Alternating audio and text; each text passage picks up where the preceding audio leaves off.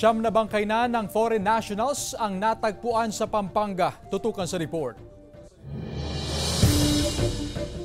Nasa siyam na bangkay ng foreign nationals ang natagpuan ng mga otoridad sa iba't ibang bahagi ng Pampanga mula 2019 hanggang 2024. Sa tala ng Pampanga Police Provincial Office, kabilang sa mga bangkay na natagpuan ay Chinese, Vietnamese, Malaysian at Japanese. Anim po dito ay Chinese, one is Vietnamese, one is Malaysian, and one is Japanese. Noong nakaraang buwan, sinalakay ng mga tauhan ng Presidential Anti-Organized Crime Commission ang isang compound ng Philippine Offshore Gaming Operator sa Porac kung saan higit 150 na individual na kinabibilangan ng mga foreign national ang na-rescue matapos sumunong mabiktima ng human trafficking at torture.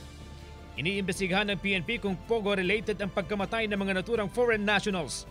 Nagiging tapunan daw ng mga bangkay ng foreign nationals ang Pampanga dahil sa access nito sa mga expressway. Nagkandak po tayo ng investigation, backtracking, at nakita po natin sa CCTV yung sasakyan na ginamit po is from Metro Manila.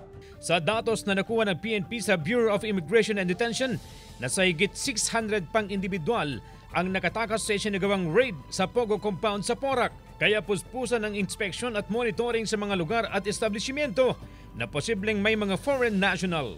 CJ Torida, 1 North Central Luzon.